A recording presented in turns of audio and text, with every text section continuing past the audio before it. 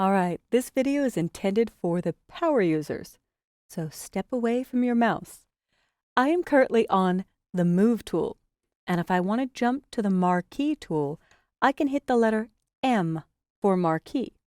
If I want to go to Lasso, L just by itself on your keyboard goes to the Lasso tool. In fact, every tool in Photoshop, or virtually every tool, has a keyboard shortcut that will show up in parentheses next to the tool. So this is the quick selection tool. The letter W for wand will jump there. A few of my favorites, and the way I remember it, is V for move. Since 1992, that is something I still say in my head. Regardless of what tool you're on, my favorite way to zoom is with Command Spacebar. I'm still on the Move tool, but Command Spacebar on the Mac or Control Spacebar on Windows will let me click and drag to do a scrubby zoom and zoom in or out on this happy pair's eye. Now the way I'm zooming is with an accelerated video card, so it's doing something called a scrubby zoom. If I hit Z for my zoom tool, I can actually disable the scrubby zoom and show you how it would behave if you don't have an accelerated video card or in earlier versions of Photoshop. So back to the Move tool, V for move, Control Spacebar or Command Spacebar, and click and drag to marquee or surround the eye where I'd like to zoom. Now this next feature is a little bit harder to show. It involves some hand-eye coordination and not letting go. So if I hit H for the hand tool, with the hand tool active, I can hold down the letter H on my keyboard. While holding down the letter H, after going to the hand tool, I can click and it quickly pans out.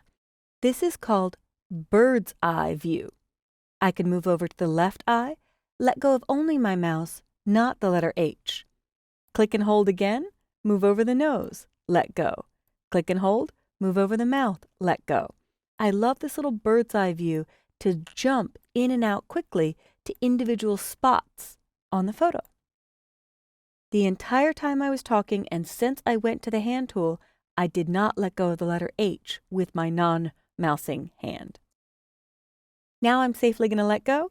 I'll hit my favorite zoom to fit in window, Command 0 on the Mac or Control 0 on Windows, which is zero it out. That's what I say in my head. Command 0 works in most of the Adobe programs to see your whole image or your whole page.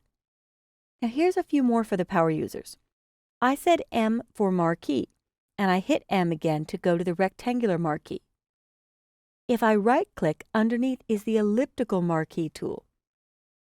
But since I don't want to travel all the way over to my Tools panel or toolbar, I will click and drag to make a rectangular marquee. Oops, I need an ellipse. Shift-M will go to the elliptical marquee. Click and drag to make an ellipse. Shift-M again, back to rectangular. Shift-M, elliptical. And that works for every tool that has nested tools underneath. Command D or Control D will deselect, or you could choose Select Deselect. But I always remember O to open up the eyes. O is the dodge tool, a photography term. So I'm going to zoom into the eyes with Command Spacebar or Control Spacebar and hit O to open up the eye.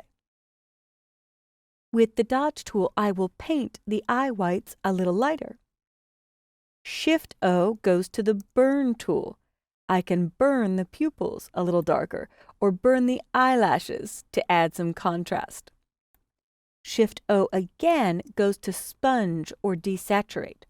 If I don't want this yellow in the eyes, I can desaturate or suck out all the yellow with the sponge tool to get rid of the yellow cast that it's picked up from the light.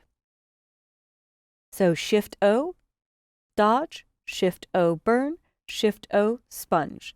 So Shift and the letter of the tool navigates or switches to the nested tool underneath.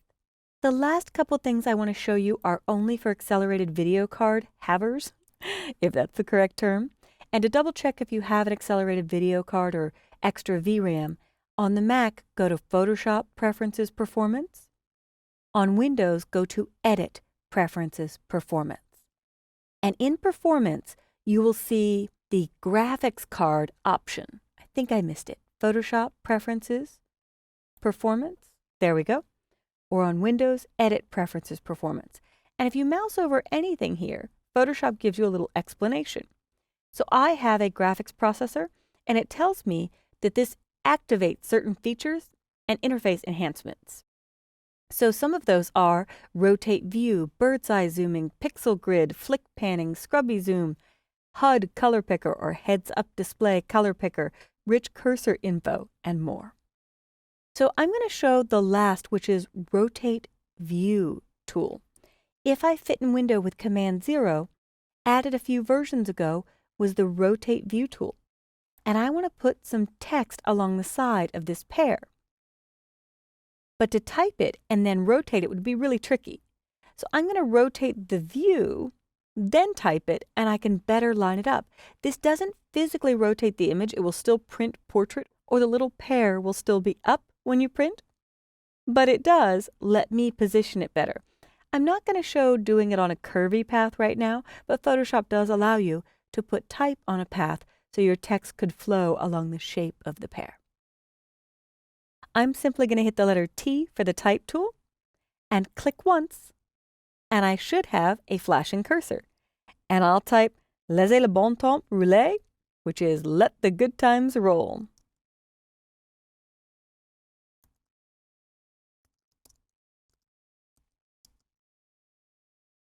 And pray I spelled it right. Now, the image has a rotated view, but the text wasn't physically rotated. So at this point, I'm going to hit Command T, which is the character panel, if you're in type. I can't hit the letter V for move right now because it would type the letter V. So I'm just going to switch to the move tool. Now, if I hit Command T or Control T, I can rotate this text. And if I hold down Shift and grab a corner, I can scale it up and keep it proportional. I'll double-click on the middle or press Return or Enter to accept it and get the character panel out of my way. And now that I've added the text sideways, I can actually click back on the Rotate View tool or hit the letter R to jump there and click Reset View.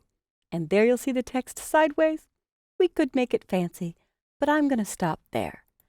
So the goal with this video was to see all the single letters that you can hit to navigate to different tools, to see the Shift trick, where I do M for marquee, Shift M for elliptical, Shift M for rectangular, or Shift and the letter of the tool to dig to the nested tools. Also to cover a lot of my favorite zoom shortcuts, Control Spacebar to get to the magnifying glass, or Command Spacebar on the Mac, and many other tips that hopefully you can review by rewinding or watching the video again. Good luck for my keyboard shortcut power users out there, and I will be throwing in more faster ways to work in every one of my lessons.